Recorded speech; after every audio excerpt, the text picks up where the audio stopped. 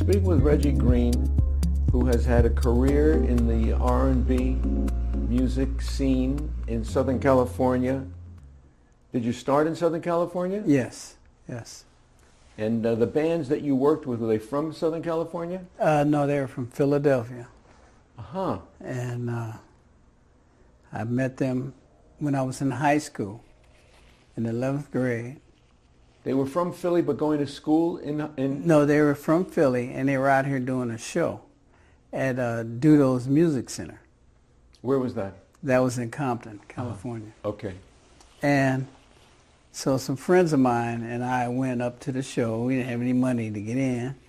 So we were hanging out through the back door, got in through the back door, through security. They just let us in. And the security thought I was one of the singer's sons. So he was letting me go back and forth through the curtain and backstage.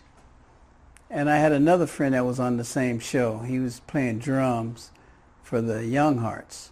His name was Greg Tell. And so I knew somebody on the show. I could say I know somebody, I can get back there. And then the next year, they were there again. It was like a recurring show for them once a year. And I had a photography class in high school. My teacher gave me an assignment to take pictures of the show. I did that. I took the pictures, went back to school and developed them. Oh, excuse me. And the next year when they were back at Dudo's Music Center, I went to show Wilbert, one of the singers, the pictures that I took the year before. And he told me they were staying at a hotel on Sunset Boulevard and to come up there tomorrow. So I got up, went up to the hotel. I'm at the front desk asking about the group. And just then they came walking down the steps. So we hooked up then. I went back up to the room and we got to talking. I showed them all the pictures and they were excited about the pictures. And Major Harris was with them at the time. And we went to meet his brother and Major Harris and excuse me, William Bishop was the road manager at the time, and Omar. And we went over to the apartment. We go downstairs. They were playing pool. And Wilbert introduced me to his brother and said, "This is Reggie. He's very trustworthy, very loyal." And he really didn't know me, but I had to live up to these words, you know. And we all hooked up and got to laughing and talking, and he said he's going to work with us on the West Coast. I didn't know what I was going to do, but, you know, he was going to show me and tell me who to talk to, and, you know, and that's how that came about.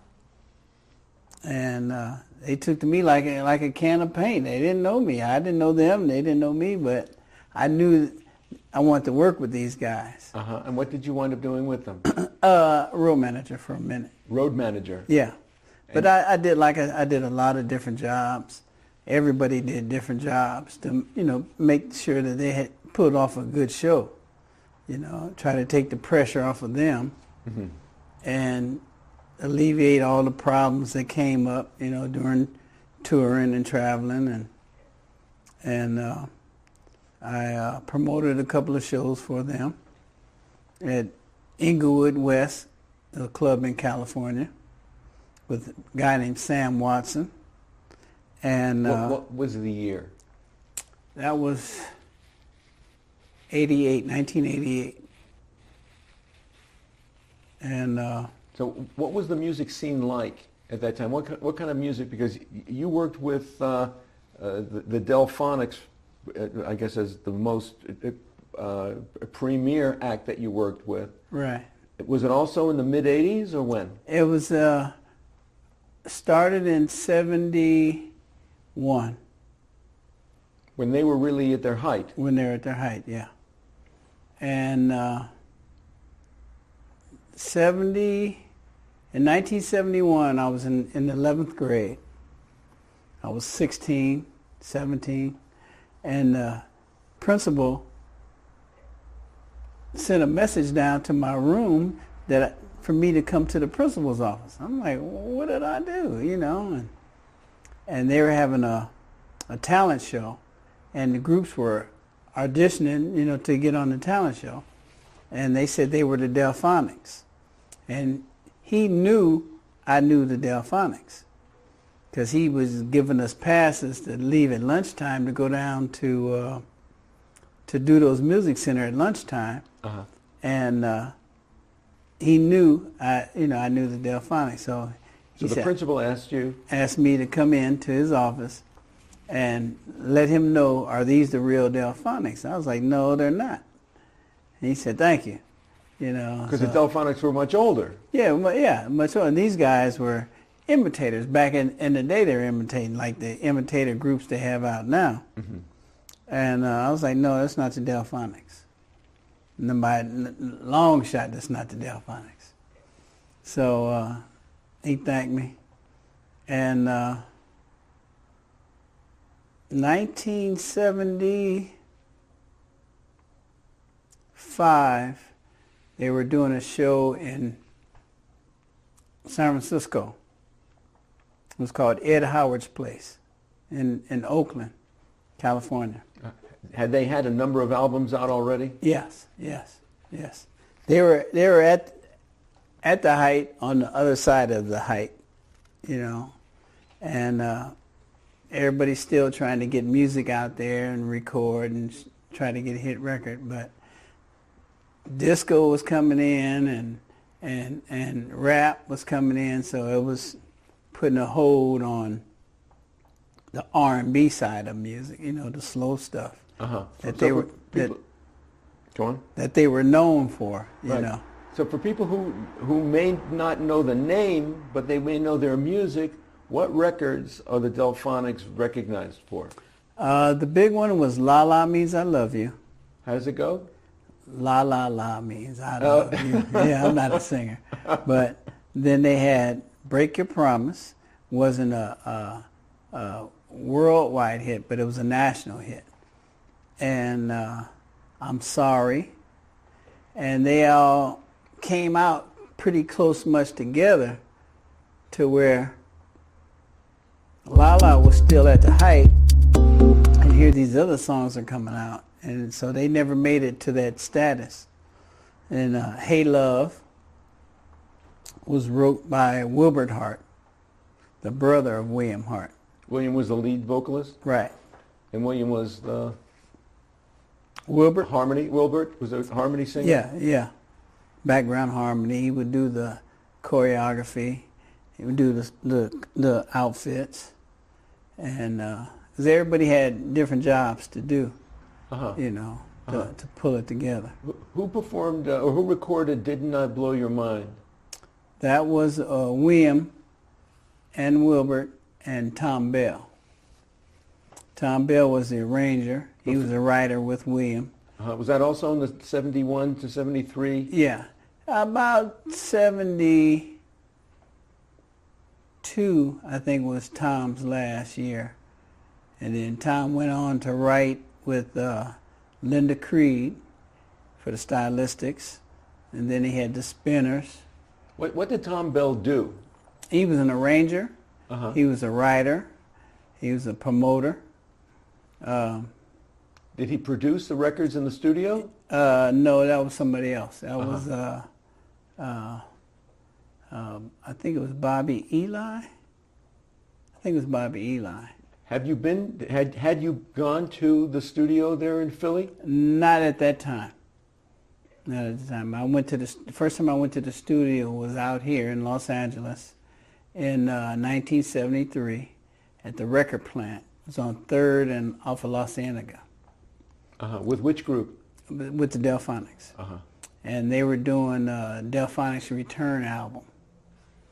And at that time was when we went up to Ed Howard's place for to do the shows.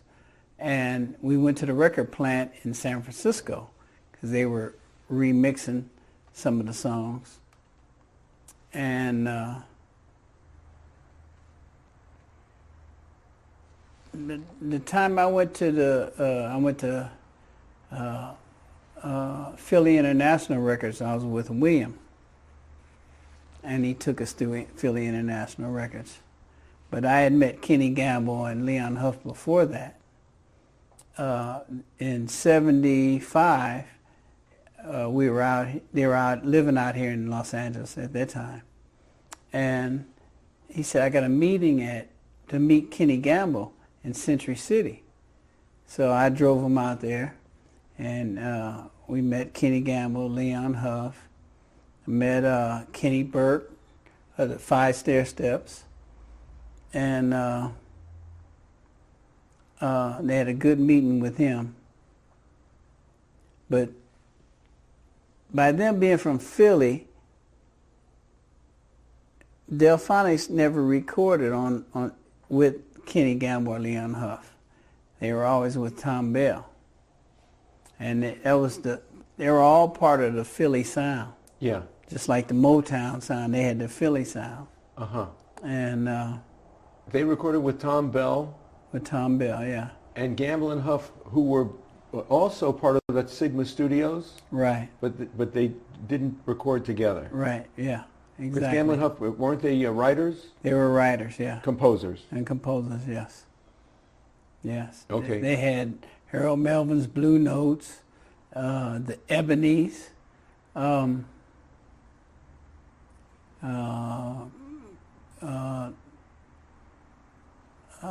Lou Rawls, and the guy, when I first got with the Delfonics, was the drummer. His name was Earl Young, and he has the group called the Tramps. Who are known for Disco Inferno? Disco Inferno, yes. Among other songs. Yes, and they're still hot. They're still rolling right now. How old is he now? Earl is about 80 years old. 80 or 80, maybe about 82. Uh-huh. As when I met him, I was 16, 17, and that was years ago. And he's still playing. He's doing a lot of cruises, a lot of the disco cruises. Uh-huh. And but were the Tramps a band before disco? No, that's when disco started hitting the height, and Donna Summers and who did Earl play with then before the Tramps? He played for a lot of the groups out of Philadelphia. He played for Patti LaBelle, played for Lou Rawls, OJ's, all those songs that we love to hear. Mm-hmm. Earl Young was the drummer. He still has his drum beat on Facebook. Uh-huh. Earl Young's Drum Grooves. Uh-huh. They sampled them and then people that play drums, they link with him through Facebook. He's teaching, young kids the art, mm-hmm. and to stay with it, So were you promoting East Coast, well, it could be any groups before the Delfonics besides this first one? No. That was my introduction right there. That's why I have to thank Wilbert Hart for taking me under his wing, and believing in me, So I believed in them, and he believed in me, Uh-huh. And then what did they use you to do? at that time, I was. They sent me over to Arista Records to pick up some 45s because they had a record convention coming up. So it pass out the records to the different record promoters or somebody with different record companies, trying to get them a deal, and when we were in the Circle Star Theater in San Francisco, and the lady came to me and she said, "There's a guy outside named Robert Townsend. I want to see somebody from the Delfonics." So I went out, was bringing him in, and he was telling me he was doing research for a movie on the '70s Soul Jam. And at that time, we were on the show with Dramatics, the Dells, Harold Melvin's Blue Notes, the Moments, and depends on what city we were in, what group would join in on the show. Uh-huh. What was the '70s Soul Jam? It was the '70s Soul Jam, yeah. What was it? Was it a variety show? It was a variety show with all the old school groups. Did they have any comics or other entertainers? They had at the end. They had Jimmy Walker. JJ from Good Times. Uh-huh. He was the MC. And then one city we went in, it was Robin Harris, comedian that passed away, lived out of Chicago. And it depends on what city we're in, who would open the show and who would be on the show. In Oklahoma, we did a show with Reby Jackson, because at that time we were working for Joe Jackson. And he sent us out on the first tour. Which Joe Jackson? Michael Jackson's father. The father of the Jackson 5? Right, right. What did he do before he had his family band? Well, he had brought the boys to Chicago and wanted William to teach the boys harmony, how to sing harmony. And, William being a nice guy that he is, and a teacher, because he's my teacher. He taught me a lot. And he said, okay. So they did that. That's why the Jacksons dressed like the Delfonics with the long capes and little outfits. They had the Matador outfits, because the Delfonics wore the Kofi hats and the capes. And Wilbert was responsible for the outfits. And they were nice outfits. They were, the outfits went along with the choreography that they had. It just, everything just blended perfect. When you were a road manager and they had these special costumes, would they wear these costumes every night? Different costumes, different shows. Were you responsible for cleaning them in between? At one time, when they were living, no, they weren't living out here. We were doing a show at the it's in Redondo Beach. It was called the Sands Club, and they had just did a show at the Celebrity Theater in Anaheim, and they needed the clothes cleaned. I took them to the cleaners. And the guy wanted an arm and a leg for to clean the outfits. Well, they were probably special outfits. Yeah. Not yeah, your typical regular clothes. Yeah. And that was the only time I did it. One time we were in I think Memphis, Tennessee, and we trying to find a day cleaner to get them cleaned in one day. And that was me and Omar William Bishop, but we called him Omar. Uh-huh. How did you get to Memphis? Joe Jackson took me to out in the valley, and San Fernando, Los Angeles? Yes, and we rented a Southwind mobile home. A big mobile home, and he gave me some money. Gave me all the phone numbers to reach him if we have any problems. I left that place. I left the U-Haul place with the Southwind mobile home, went to the Motown building, picked up the group and the band. On Sunset Boulevard? On Sunset, yes. Sunset Strip? Yeah. I drove to my house, got my clothes, then we hit the road. The first show was Memphis, Tennessee. You drove straight from California to Memphis, Tennessee? Memphis, Tennessee, That's yeah. more than halfway across the country. Yeah.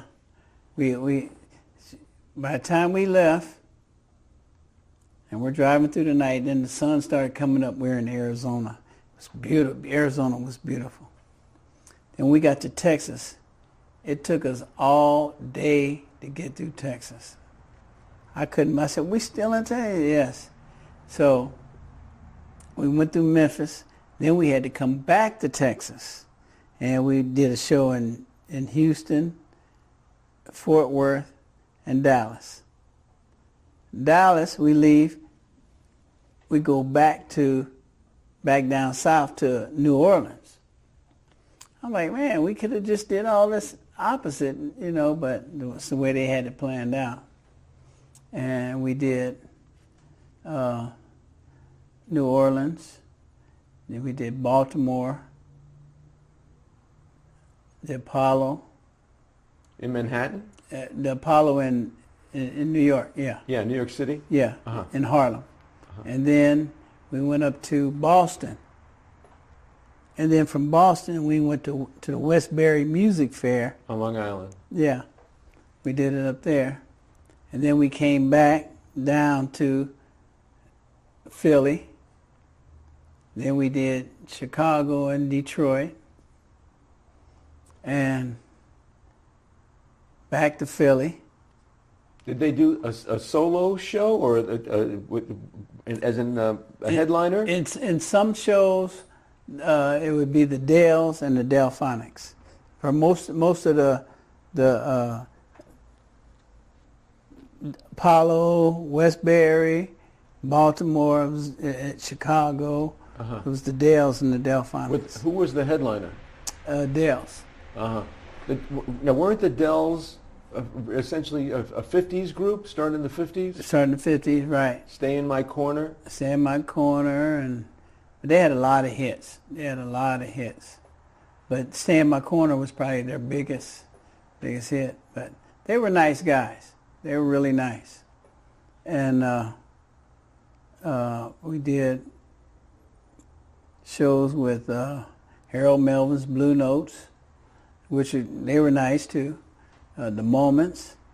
So back in the day, for me it was either Delfonics or Moments. They were battling, but Delfonics had the harmonies, the sweeter tones. I was like, these guys are something else. The dress they had back in the day.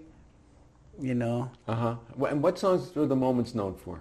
Love on a Two-Way Street. Oh, Sexy sure. Mama. They had a lot of hits. I Do, Sunday, Lovely Way She Loves. Did they perform on the same bill? Yeah. The Moments and the Delfonics? Yeah. Then the Moments changed their name to Ray Goodman and Brown. And because they left Sylvia Robinson, which was she had Stang Records, her and her husband, and they left them, and Sylvia owned the name, The Moments, so they went as Ray Goodman and Brown. Then they had a couple of hits after that. Do you recall even one hit that they had under that name, under that group name? Happy Anniversary.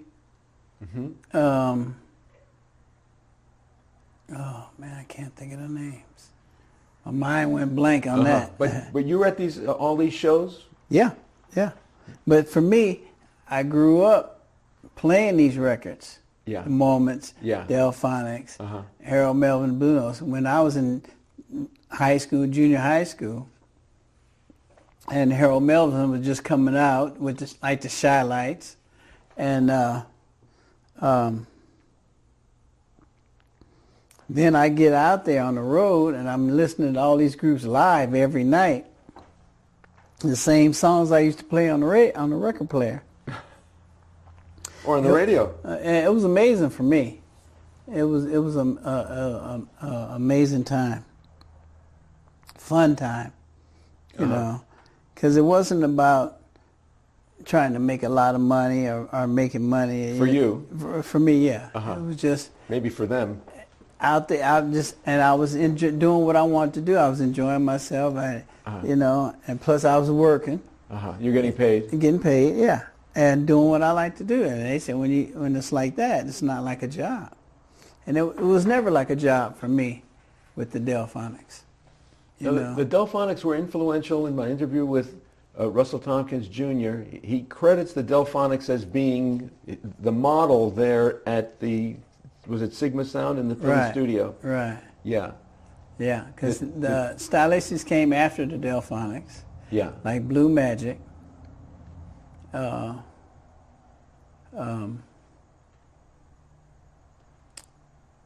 groups before the Delfonics were like their stepping stone, you know, trying to live up to that. Like the pronunciation that William had on his words, he was a lyricist. He could write some lyrics. Did he get any lyric ideas from you? Yes, he did. Yeah, I told him a couple of stories and wrote a couple of songs from that. He turned them into songs? Turned them into songs, yeah. And which ones? Hello. But not Lionel Richie's Hello. No, not Lionel Richie's Hello. And Checkmate. I told him a story about this girl that I was dating, and he said, "Let me write some lyrics to that." Boom. He wrote it. Was this on the tour bus that you were telling the story? He did that.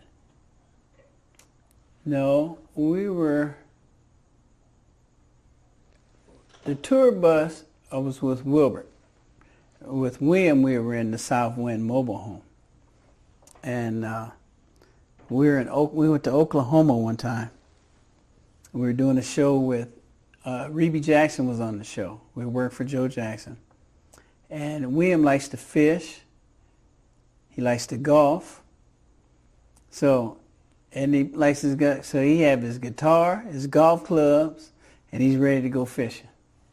So we see this stream, and we're in Oklahoma. He said, "Pull over, let me go fishing." So he broke a branch off a tree and got some string and went fishing.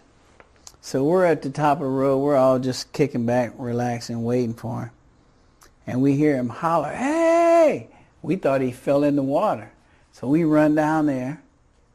We get down there, and he has this big fish. I mean, it was a good 5 feet long. That fish must have been in that water for a long time. And so we had met some girls in Oklahoma, and they said, "You can cook it over our house." So we went over their house and cooked the fish up. Everybody ate and had a good time. 5 feet of fish. Oh, man, that fish was delicious. You know, and off of him, you know, liking the fish.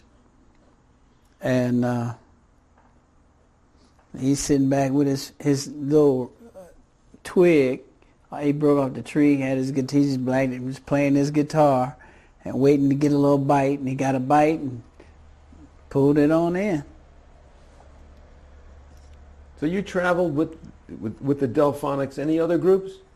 I traveled with Lakeside for a minute. You know, different shows, you know. Tell us the original Lakeside. How did they evolve? They came out of Dayton, Ohio. Steve Shockley, Mark Adams Woods Jr., Fred Alexander Jr., Marvin Craig, Johnny Rogers, Norman Beavers. They came out here to California. And I used to be in a car club, Firebird and Camaro Club. So we used to give dances at the Proud Bird in Los Angeles, right there by the airport. And we used to have, at that time they were called Ohio Lakeside Express. A long name? Huh? It's a long name? Yes, long, but it was a lot of them. A lot of members? A lot of members, yeah. They were a band group.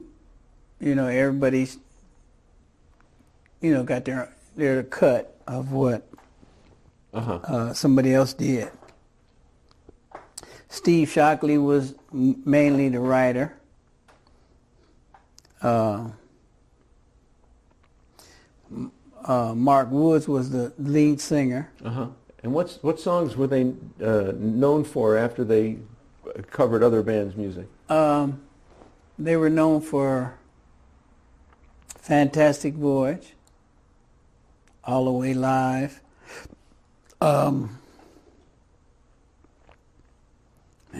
what did you do with them? Mainly, I promoted a couple of their shows Where? at the Hollywood Park Casino in Los Angeles. In Inglewood? Yeah. And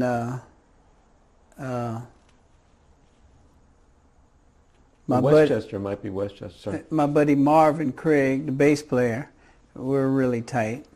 And so he'd send me the schedule that they do, and I'd go to their shows. All of them are my friends, for years. We've been friends for years. They used to play Mavericks Flats on Crenshaw Boulevard in Los Angeles. Every Saturday night, we're sitting up in there listening to either Lakeside or Shaka Khan. They were Rufus at the time. And another group called Papa's Results, Grady Harrell. And then there's Love Machine, all-female group. And David's Eating Bread is another group. They used to show every Saturday night. We're there at Mavericks Flat. Around what era was this? This was 73, 74.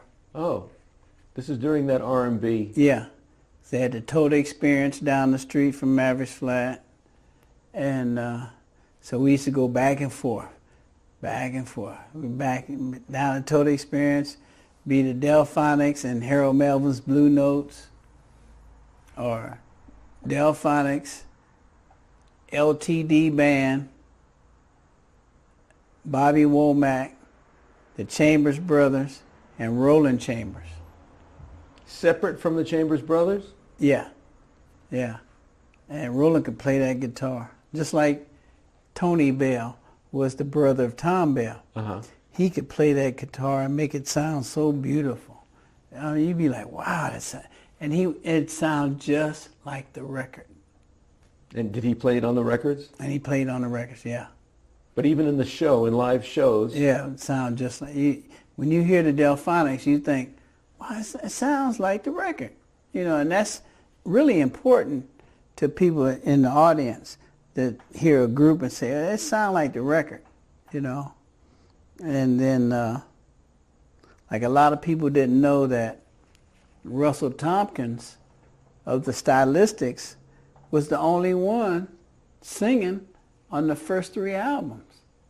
The Aryan Love, Herb Morrell, they didn't sing on any record except for Aryan Love got in on the last record. Did they have background singers in the studio? They had Kenny Gamble, Leon Huff.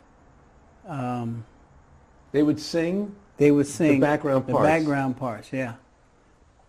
Tom Bell had all these guys singing background and didn't have a group. They didn't sing it. You're a Big Girl Now and Stop, Look and Listen, all those songs. Uh-huh. It was just Russell Tompkins. A lot of people didn't know that. The first 3 albums. Uh-huh. How did Russell Tompkins keep in shape? He was a tall man. He used to run. Jog? Yeah. When we were out on the road, you see we're in the park or something, he's running around the park. He used to smoke cigarettes. He stopped smoking. But he used to run. He used to jog. He's a quiet guy. He doesn't really talk a lot. Even on the show, he doesn't talk that much. Our Smile. Yeah. He just does his job. You think job. he's shy? He does his job. I think he was a little shy, But he just sings, does his part and go home, He's a different type of singer than a lot of singers. But he had that falsetto, and the guy that took his place, his name was E-Ban Brown, used to sing with the Delfonics. And he sounds just like Russell. You know, you would think it's Russell up there, you know. He sings through his nose and not his diaphragm. Who does? E-Ban and Russell. You know, William would sing from the diaphragm. That's why it was so clear. And, you know, he did a song called Alfie, a Burt Bacharach song. It was so beautiful, you know. And is there a debate among who's the better falsetto vocalist? I think it is. William Hart? I think it is. Whose nickname was? Poogie. Was Poogie Hart or Russell Tompkins a more popular or a better falsetto singer? They must be in good company. Are they in the top 5? For me, it was William Hart. You know, somebody else could be the Stylistics or Black Ivory or Ted Mills from Blue Magic. You know, then there's another guy named Phil Perry had a falsetto. But he sung. He did R&B and then jazz. He got into jazz. But I think Williams was the tone was clear and just sweeter, you know. For me, you know, that's from my side, you know. Somebody else could take somebody else, you know, as a top tenor. Eddie Kendricks, you know, he was a top guy, you know. And so, only was it a year ago that William passed? It's been about a year, about a year. But there's still strong interest in maybe a nostalgia sense of the Delfonics. Are people coming out to see those acts anymore? Yeah, they are. Yeah. Matter of fact, we're trying to book Wilbert out here in California at the Redondo Beach Performing Arts Center pretty soon. With a band, Delfonics? Yeah, with his Delfonics, yeah. And but I think William's wife is stopping a lot of the groups that were pretending to be the Delfonics. You know, Norman Carter. But he's singing under his own name. But he still sings but he the still Delfonics, sings Delfonics. act. Yeah. He does their act. Right. You know, and you have to give the person that created this their just due. You know, you can't just say I'm William Hart and I'm the Delfonics. You know, because you're cheating the people. You mean Norman? Norman. I mean, I'm Norman Carter and I'm playing the Delfonics. Right. Well, isn't this an issue for every tribute act? Yes, it is. It started with the Temptations when Dennis went to court. Dennis Edwards? Dennis Edwards. And he got the right to use the Temptations name. So it was Dennis Edwards Temptations. It was Otis Williams Temptations. Then they had another group saying they were the Temptations. You know, all the guys that sung in the group wanted to be the Temptations, so, you know, that opened the door for a lot of groups to say, well, we're the Delfonics. We're the Moments or something like that, you know. It's really not, it's a tribute to that person, but you're stealing from them. You're stealing their name, their hard work, you know, and you weren't nowhere near a studio when this stuff was recorded, you know, so at least say, hey, this is a tribute to William Hart, you know, the starter of all this, you know, William and Wilbert Hart, you know, and you can't leave out Wilbert because he was there from the beginning. So how do today's vocal groups compare, in your opinion, to the, is there an evolution from what was and now we're in a better stage? I think it's fallen off because there's really no record business anymore. You know, everybody's recording in their own little studio and then they take it to get it remastered or something like that. But the writing it's like people just stop writing songs, because there's no outlet but for Facebook or Pandora or something like that. But R. Kelly was on top for a minute. He was writing love songs. But the hip hop and the discos even fell off. Yeah. It's the hip hop that's really keeping everything going. And then the old people like the old school music. People say, you can remember these songs, but you can't remember yesterday. So these songs are etched in their brain and in our hearts, and we grew up on them. We listened to them, and people say, my parents used to play that all the time, and that's what's keeping it alive. And groups like Delfonics with Wilbert Hart's Delfonics, and he's still trying, he's still plugging, still trying to get that message out there that it's still alive. When the 70s, I don't know if they call it 70s, but they call it Soul Jam. Yeah. Variety Bill comes around.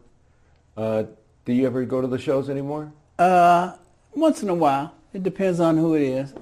There's a big show coming up in November in Lancaster. It's supposed to have California. In California. It's supposed to have all the Shy Lights, Dramatics, Persuaders, a couple more groups, a couple more older groups. And but it's a lot of people, a lot of groups on that show. So I don't know how that's going to work, because when it's a lot of groups on the show, you got to be on a time schedule, and you got to run by that time schedule, because somebody's going to get aced in the end, either the opening act's going to start it off and mess up, then it'll carry on all the way to the end. Then the last group, their time gets cut. How many of these bands got rich, and how many of the bands, unfortunately, didn't have something to retire on and had to go and get other paying vocation? Well, most of the groups lost out on the rich. They made money, but some might have made it rich, and some made it just so far, and then once you start recording, that's it. There's nobody saying yes. I'm behind this group. You can't make it. I don't care how much talent you have. If nobody says yes, you can't make it. Few of them got rich. Michael Jackson got rich. Lionel Richie got rich. Well, because they became a different stage of performer. Right. They went out and did the solo thing. Yeah. And like Lionel Richie came out of a group with a bunch of guys that you got to split the money with. Michael was the same way with his brothers. Got away from them, then he started making big money.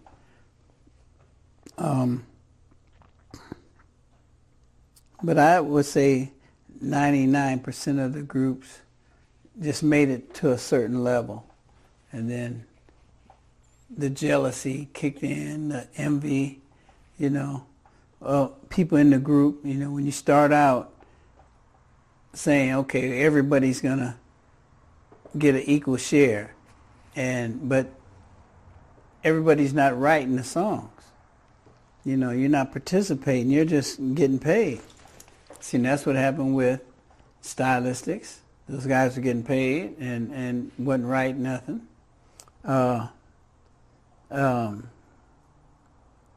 Same thing with Confunction, group out of by San Francisco. They had two writers, Michael Cooper and I forgot the guy that sung tenor for them. He was a writer.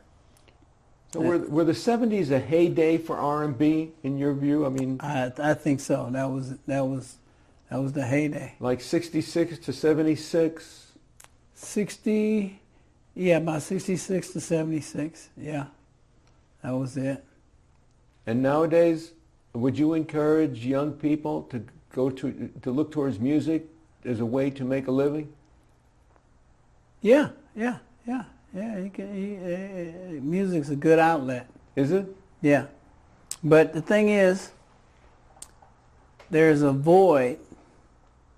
I think once you come off stage, it's like a letdown. You know, you're coming down, and a lot of entertainers try to fill that void with different things. But if you fill that void with construction, you know, if you're writing, you go into writing. Once you come off stage, go into writing, go into playing. You know, just keep busy, because if you let down, that void's going to come in there, and then they look for something to fill that void. You know, a lot of them turn to drugs. You know, like Rick James. You know, when he was writing his songs, they were nice and funky and they were hot. And then when he started doing the drugs, he was just putting anything out there. And it was no more hits. All that was gone. And it just went down to just dropped. He went all the way down to the bottom. You know, R. Kelly was good, you know, writing this stuff, but he had his demons too, you know, and demons won. You know, they got to him and they won. Mm-hmm. But when you look back on your career with these guys, was the passing of William Hart kind of a milestone for you? Yes, it was. Yes. Yeah. Was it like the end of an era? Yeah, for me. Because I want to hear that the new stuff that he was writing and coming up with. I used to love to hear stuff, you know, and he recorded 2 of your songs. Yeah, and but we still have Wilbert, you know, and he writes a lot, and I remember sitting on the floor with him, he's strumming his guitar. I'm playing it on the cassette. I'm recording him on the cassette, and his little daughters, they were little then, but now they're all grown up, all went to college, they all went to Rutgers, and the family's doing good, and he's still writing. You know, he was out here last year, came over, and he asked me to bring my guitar over to the hotel because he wanted to, you know, play the guitar. The guitar we played last night here. Yeah. Uh-huh. Yeah, and so I took it over as he's trying to show me some stuff. And what do you think of the music videos from that era that we see that are available on YouTube today? Would you encourage young people to explore it? Oh yeah. You know, and then they get ideas and take it a little further. The steps, like Delfonics used to step, and they were perfect. I mean, it was beautiful. Mm-hmm. Temptations used to step. You know, they had their choreography, and they used to, you know, when we were young, when they would be on Ed Sullivan, everybody's looking at them, looking at their steps and stuff, and they would have groups in talent shows. We're the Temptations, and you know, trying to emulate the Temptations. Mm-hmm. For me, the Pips, Gladys Knight and the Pips, those guys used to step. The Bubba and the cousin, they used to step. Uh-huh. They had a special choreography, right? Yeah. They would act out parts of the song. Yeah. And then when I saw Wilbert of the Delfonics first time.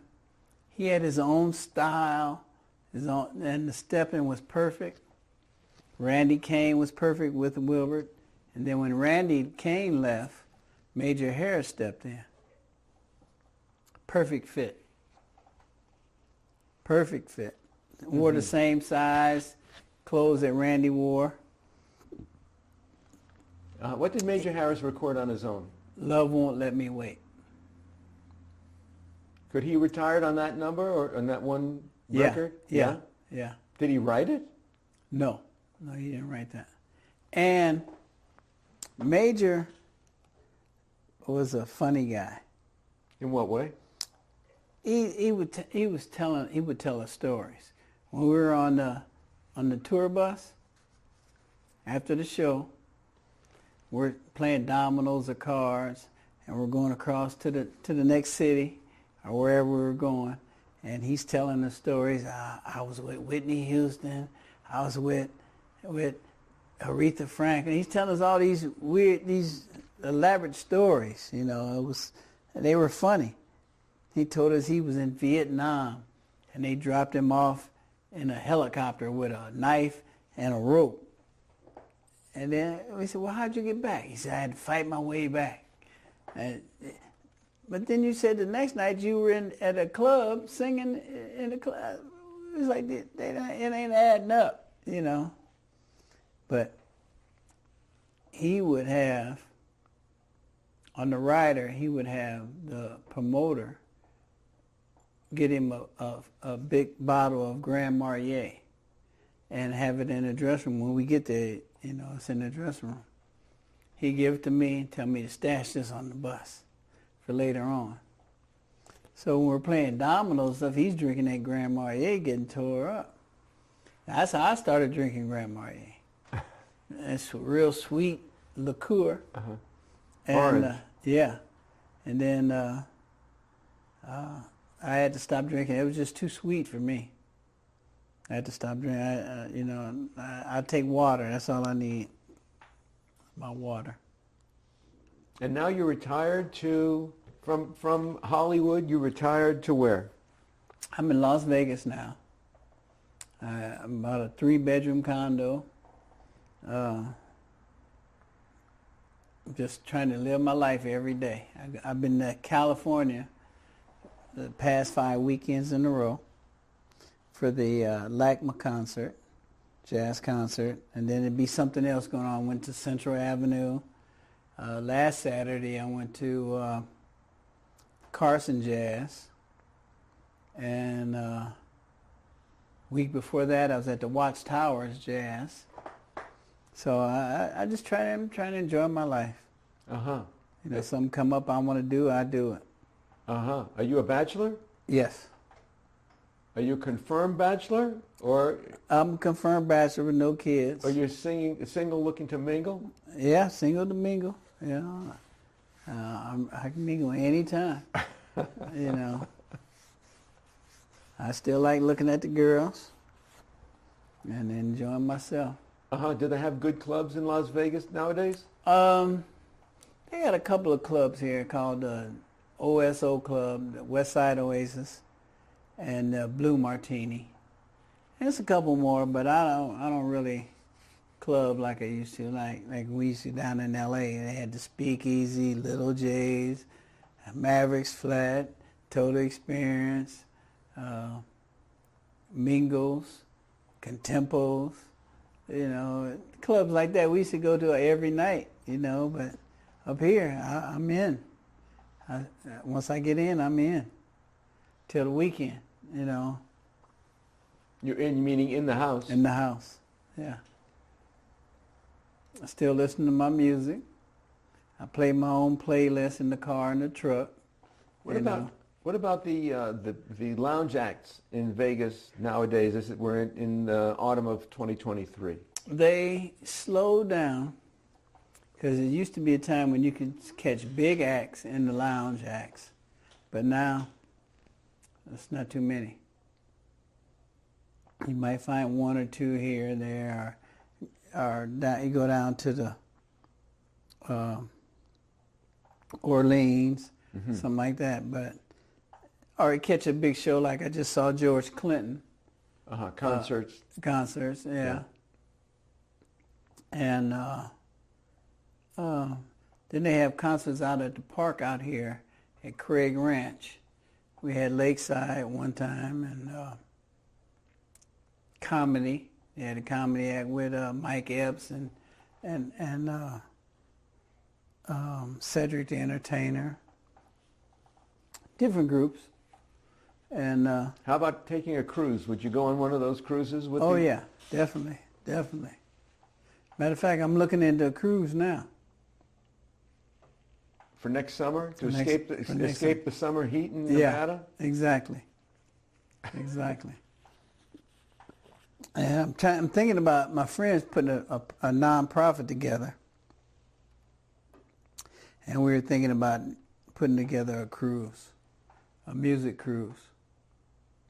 You know, so I can get Wilbur's Delfonics on there and get Lakeside on there, and a lot of groups that I know. Are you on social media that people could follow you and maybe look at your playlists? Yeah. You set up playlists on YouTube? I don't do the playlists on YouTube, but I am on Facebook. Yeah, you can find me on Facebook. Under what name? Reggie Green. Reggie Green. Yeah, Reggie, thanks for sharing with us tonight, my pleasure. and hopefully through social media you'll be on new frontiers. Right.